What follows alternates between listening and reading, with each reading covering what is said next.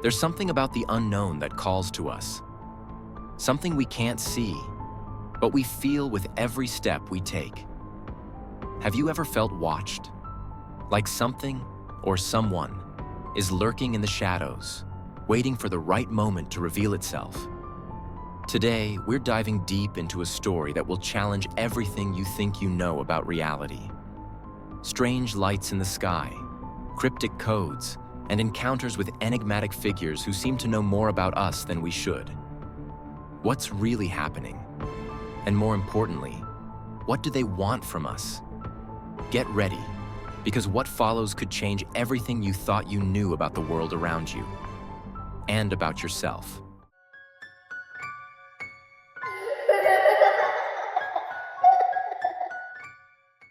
It all started off pretty calmly, like any other trip. I was excited.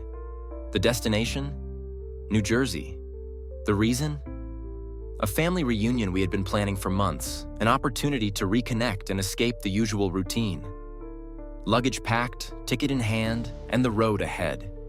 It seemed like the perfect setup for a smooth journey. As I drove, the route was incredibly peaceful. The suburban landscapes passed by like living paintings, with their autumn shades and streets bathed in a soft, gentle sunlight. It was the kind of scenery that comforts the soul, where the unexpected feels impossible. Not even the traffic, which is usually unpredictable, showed up that day. It was as if the universe was working to make the trip ideal. But you know that feeling? When everything is so calm that it almost feels unsettling? A peace that doesn't quite match reality? I ignored it, thinking it was just my mind looking for something to worry about. After all, it was just a regular trip, right? At least that's what I thought. I arrived at the hotel early in the evening.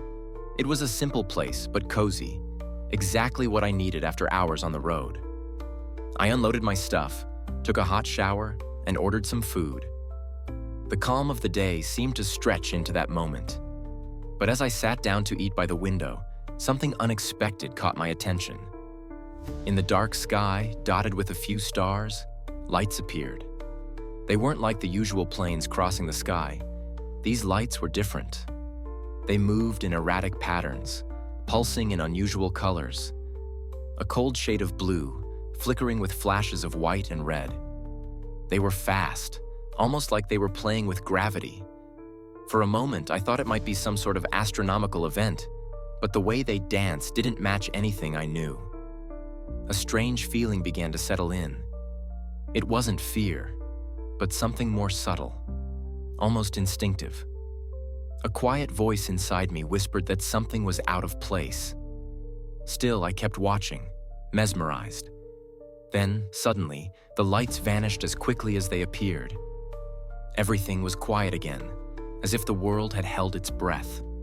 Back in my room, the unease wouldn't leave me. Something about that sight had stirred something inside me, but I couldn't explain what. I tried to push the thoughts away, convincing myself it was just fatigue or my imagination. The next morning, with the images of the previous night still fresh in my mind, I decided to talk to some of the locals. Small corner cafes and markets have always been great places to capture the vibe of a town. I sat down at a simple cafe and soon struck up a conversation with the server, a gray-haired man who seemed to know everyone in the neighborhood. He was the first to mention something strange. "Ah, you saw the lights too?" he asked without hesitation as he filled my coffee cup. I nodded, surprised by how casual he was about it. He explained that for weeks, several people in town had reported similar sightings, especially in more remote areas. Some said they were military drones being tested. Others whispered about something much more unsettling: ships. But who's gonna believe it, right? He added, chuckling lightly, though his eyes said otherwise. As the day went on, I heard more stories. A young couple mentioned seeing shadowy figures walking in the forest after a light show. A farmer talked about a high-pitched sound that accompanied the lights, something that echoed in your chest. Although no one had concrete proof, the fear was tangible. "If I were you, I wouldn't go out at night," said an older woman with such seriousness it chilled the air. The more I heard, the more the unease grew. Were they just drones, like many suggested? Or was there something bigger hidden beneath the surface? Night fell again, bringing with it the same unsettling stillness. Despite the warnings from the locals, something inside me told me I needed to see those lights again. I needed to understand what was going on. Against all sense, I grabbed a flashlight and ventured down the road that led to a clearing outside of town. Curiosity won over fear. When I reached the clearing, the feeling of isolation was suffocating. The silence was so deep that my steps on the grass seemed to echo. I looked up at the sky, waiting for the light show I'd seen before. For a while, nothing happened. Just the stars, still and indifferent. But then, something changed. A faint sound, almost imperceptible, began to grow around me. A low frequency like a constant hum that made my skin crawl. The lights appeared again, but this time they were much closer. 3 bright points in a triangular formation, moving in ways that defied any known logic. Their brightness was almost hypnotic. That's when I realized. They weren't just hovering in the sky. They were coming down. Before I could react, the flashlight in my hand went out. My phone, which had been displaying the region's map, shut off completely. Everything around me was consumed by a darkness so deep it felt liquid, as if the world had been swallowed by something beyond comprehension. I wanted to run, but my feet were frozen. And then, I saw it. It wasn't just lights in the sky. Something was moving in the field around me. Tall, thin shadows, almost translucent under the starlight. I felt an intense heat at the back of my neck, as if someone was staring directly at me. When I turned, the brightness of the lights blinded me and everything went white. I don't remember anything after that. When I woke up, it was already morning, and I was lying exactly where I'd started my watch. But what had happened that night didn't feel like just a dream. Something was different about me. A mark on my skin, a constant ringing in my ears, and the feeling that whatever it wasn't over. The next morning, the discomfort was undeniable. Besides the persistent buzzing in my ears, I felt a strange weight in my body, as if something were out of place. It wasn't until I washed my face in the bathroom mirror that I noticed a mark on my skin, just above my shoulder. It was a small, perfect circle, almost like a burn, but without any pain. I touched it, trying to remember if it had been there before, but I knew it hadn't. It was new, and in some way it felt out of place on my body, like it wasn't supposed to be there. I tried to rationalize it. Maybe it was an allergic reaction, a bug bite, but nothing made sense. When I went down to the hotel lobby, I noticed something even more unsettling. The silence. The guests who had been chatting happily before now avoided eye contact. The server, always friendly, just handed me my coffee without saying a word. It was as if something was hanging in the air, something everyone knew but no one wanted to talk about. The place, which had felt so welcoming the day before, now felt suffocating. I decided to check my phone. No signal. I tried calling my family, but the phone only emitted static, a low echo that sounded like the same buzzing I'd been hearing since the night before. I went back to my room with the feeling of being isolated, as if an invisible barrier had formed around me. Something was wrong, and the people around me seemed to feel it as much as I did. As I replayed the events of the previous night, I started to wonder, was this silence the result of a conspiracy? A controlled technological blackout? Or were the lights and figures I'd seen responsible for something deeper? One thing I was sure of, the answers weren't going to come easily. And as I looked again at the mark on my shoulder, I felt it was the key to understanding what was happening, or the beginning of something much bigger. With few options left, I decided to leave the hotel and explore the town again. Something was pulling me toward the small public archive, a modest building that barely caught the eye in the town center. I entered with low expectations, just to kill some time or perhaps find a clue that could help me piece things together. At the reception, a young clerk handed me an old notebook of records and reports without much ceremony. "This is all we have about the lights," she said, almost in a whisper. The documents were vague, but some things caught my attention. Records dating back decades spoke of similar lights, spotted at the same locations, always followed by mysterious disappearances. People living alone on farms, young people who went out for a walk at night and never returned.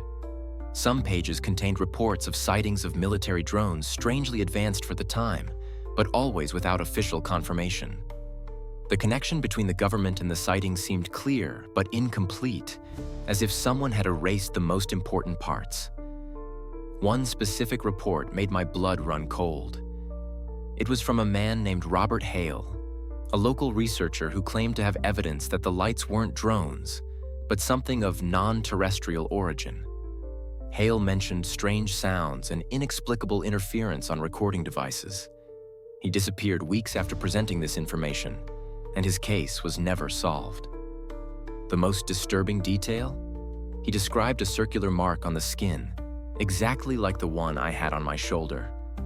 I left the archive with a mix of fear and determination. Whatever was happening, it seemed cyclical, and I was now part of it. But there was something no one was saying outright, something everyone seemed to fear. I didn't know if I was closer to answers or a greater danger. The only thing I was sure of was that these lights, these sightings, were far from a coincidence. As I walked through the town, lost in thought about the documents I had found, a figure caught my attention.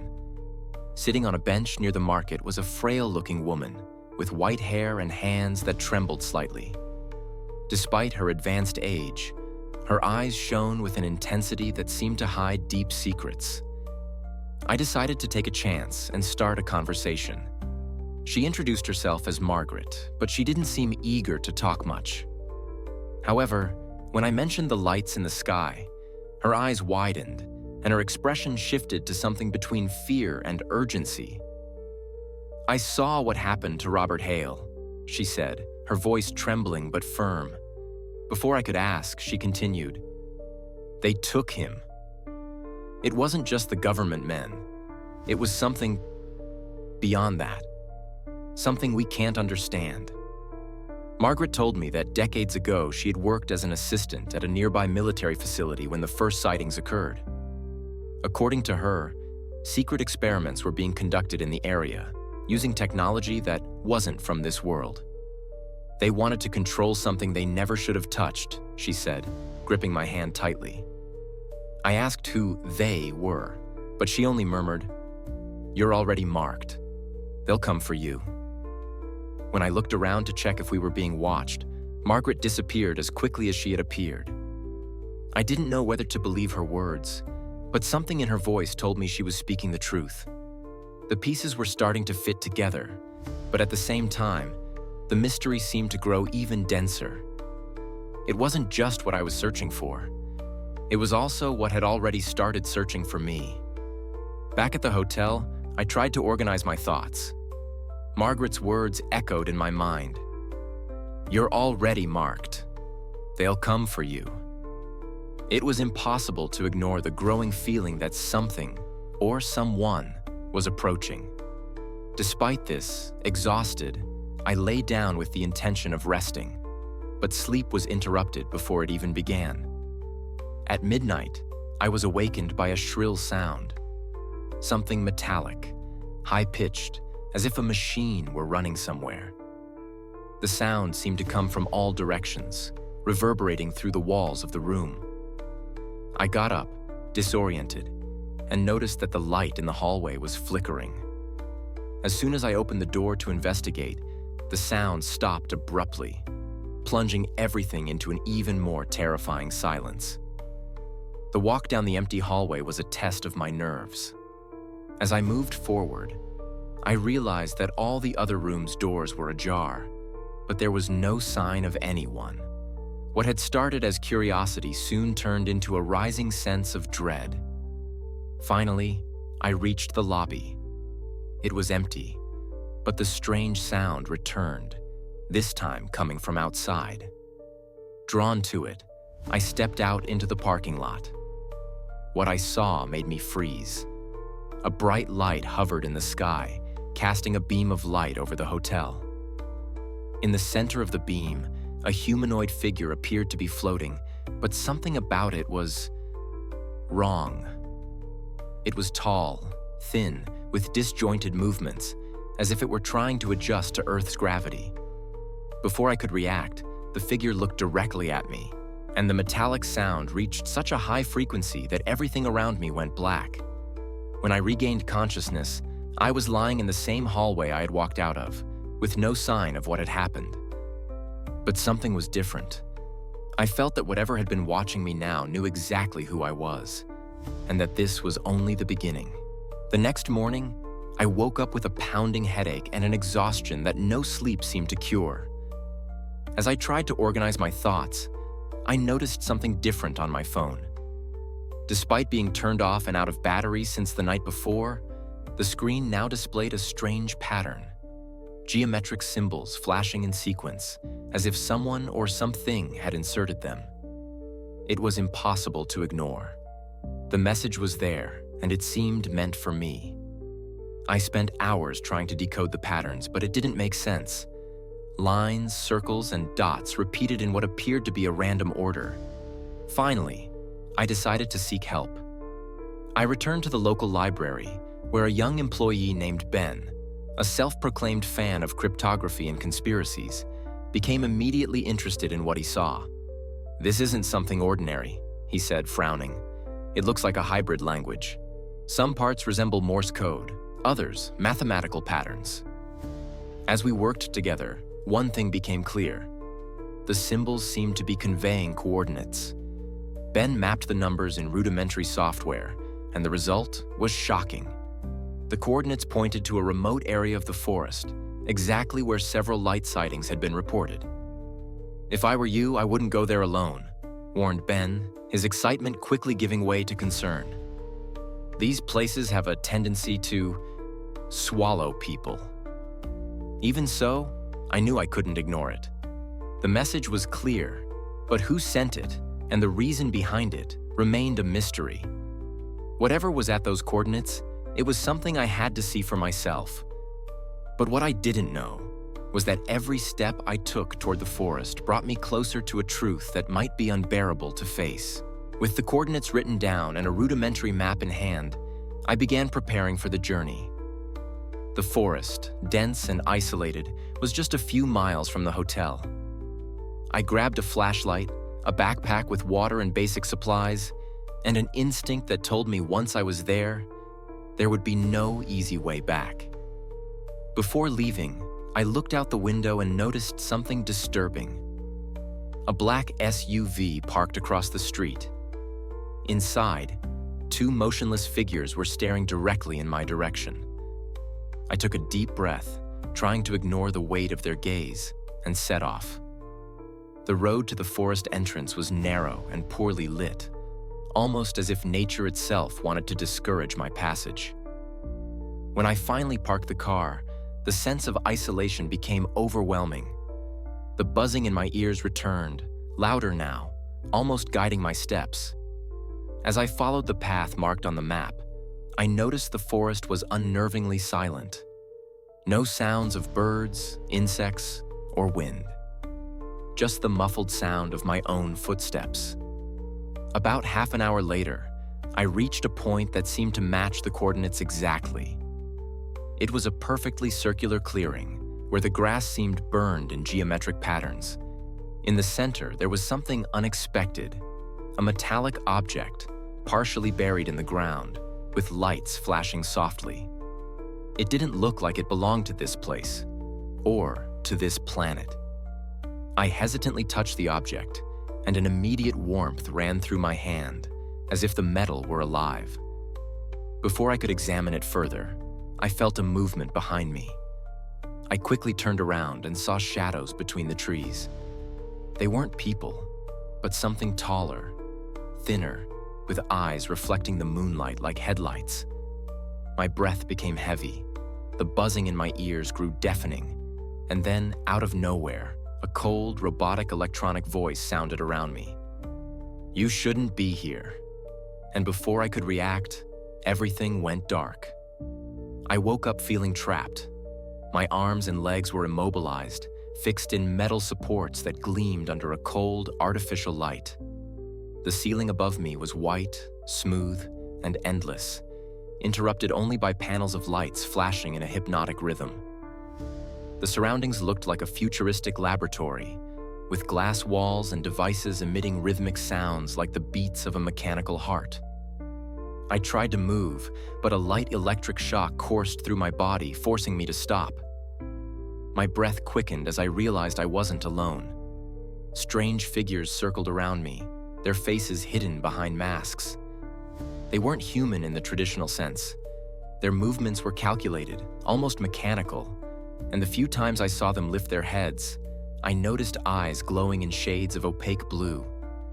One of them, taller and seemingly in charge, approached me. In his hands, he held a device that projected holograms in the air, displaying images that made me shudder.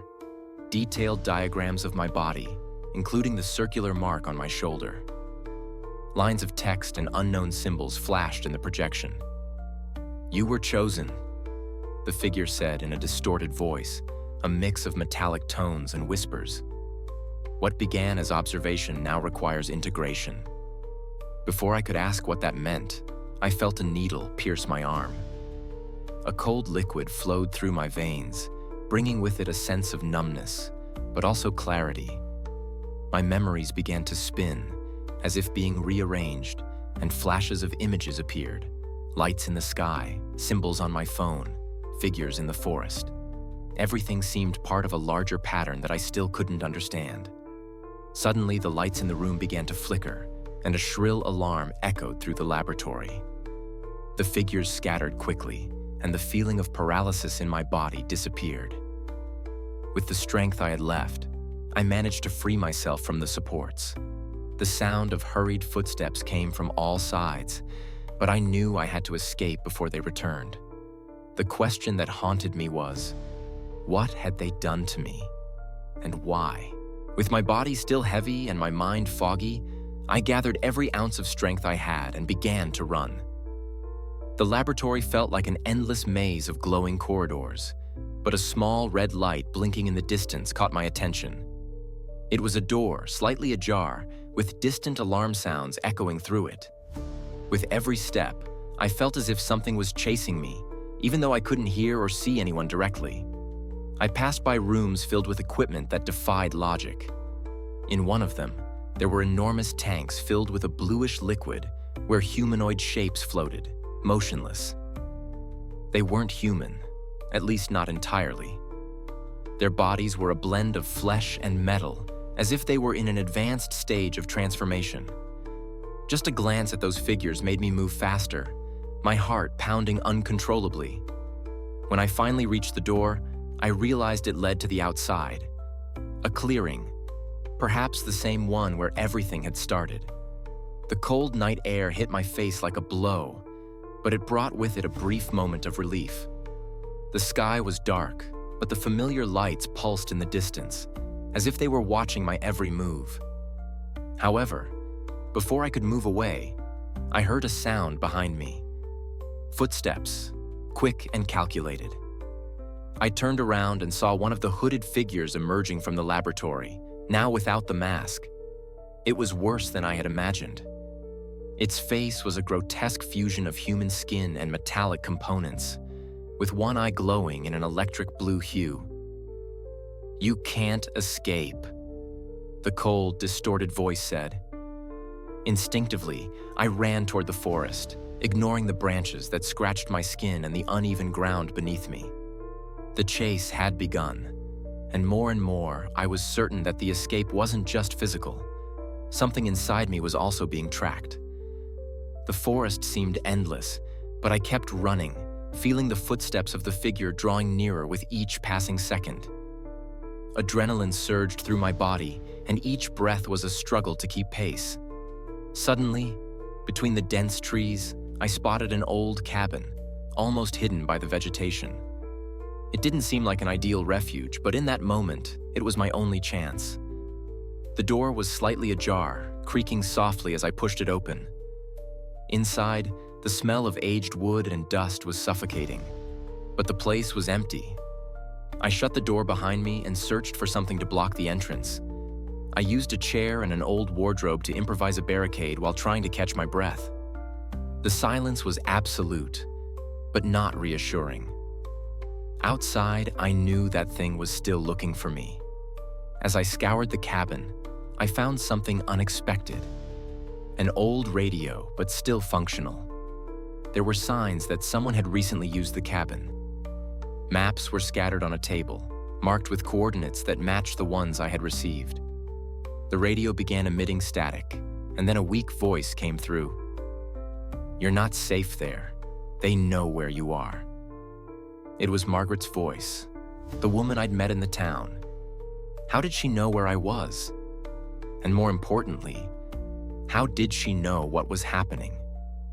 Before I could process what that meant, I heard the sound of heavy footsteps outside. I peered out the window and saw the hooded figure, now accompanied by two similar shapes. They were moving slowly, circling the cabin like predators hunting their prey. The blue light from their eyes pierced through the gaps in the boards, illuminating the interior. I was cornered, and there was only one certainty. If I didn't act quickly, I wouldn't be leaving alive. The tension in the cabin was suffocating. The footsteps outside grew heavier, and the sound of something metallic scraping against the wood signaled that they were trying to get in. My mind raced, desperately searching for a solution. That's when I noticed, in the corner of the cabin, a hatch covered by old planks. I didn't know where it led, but it was my only chance. Quickly, I removed the planks and descended, closing the hatch behind me at the last moment.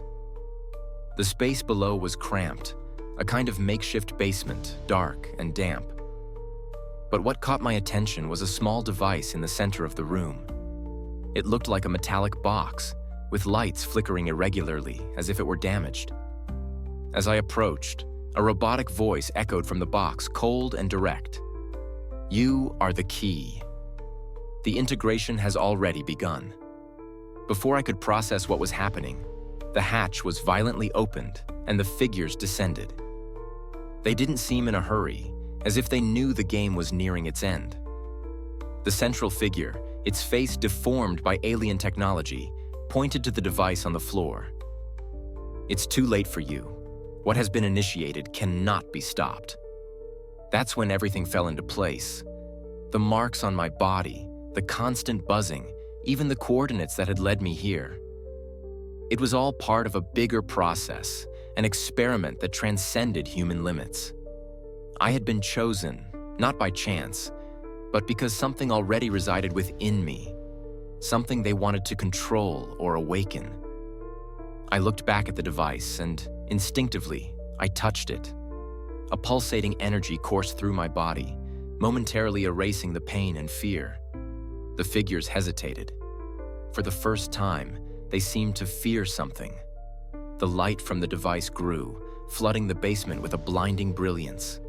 The metallic voices merged into an incomprehensible chaos, and before everything vanished, I heard a phrase that would echo in my mind forever. "The integration is complete." When I opened my eyes again, I was back in the clearing. The laboratory, the cabin, and the figures had disappeared. But something inside me had changed.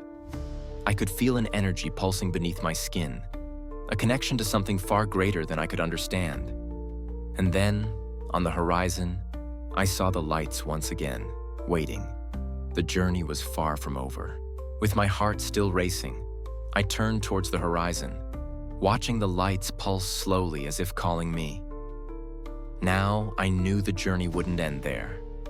What was inside me, this integration they mentioned, was just the beginning of something much bigger. And as I processed everything I had experienced, one thing became clear. The truth was beyond my reach, but I would no longer be just a spectator. If you've made it this far and feel the tension of this story, be sure to support the channel. A simple gesture, like liking this video, goes a long way in bringing more mysterious stories like this to you. Don't forget to subscribe and activate the notifications so you don't miss the next chapters of this journey. After all, there are still secrets waiting to be revealed. Now I ask you, What would you do in my place? Would you follow the lights, or would you run to save what's left of your humanity? Leave your theories in the comments, because this story is far from over. Remember, the more you look into the unknown, the more it looks back at you.